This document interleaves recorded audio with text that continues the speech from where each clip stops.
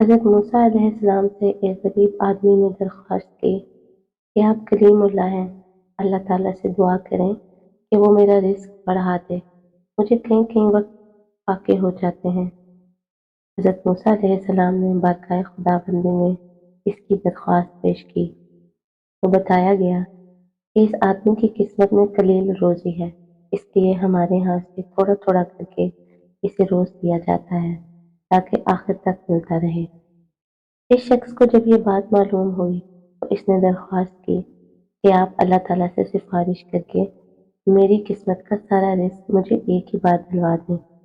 اللہ تعالیٰ نے حضرت موسیٰ علیہ السلام کی دعا قبول کی اور اس غریب شخص کو تمام زندگی کا رزق ایک ہی بار مل گیا۔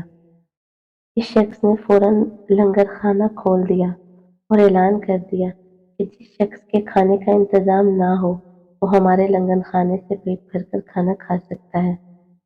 حضرت موسیٰ علیہ السلام کو اس کی اس حرکت پر تعجب ہوا۔ انہوں نے اسے سمجھانے کی کوشش کی لیکن جب وہ نہ مانا تو مایوس ہو کر چلے گئے۔ ایک ہفتہ بعد ان کا ادھر سے گزر ہوا تو دیکھا کہ لنگر خانہ ابھی تک جاری ہے۔ دوسری مرتبہ وہ 1 ماہ بعد اور پھر تیسری مرتبہ 6 ماہ بعد ادھر سے گزرے تو آپ نے حسب معمول اس طرح لوگوں کو لنگر خانے سے کھانا کھاتے دیکھا۔ ان کا خیال تھا کہ اس غریب آدمی کی دریا دلی کی بدولت سارا رزق چند روز میں ختم ہو جائے گا، مگر لنگر خانہ ابھی تک مسلسل جاری تھا۔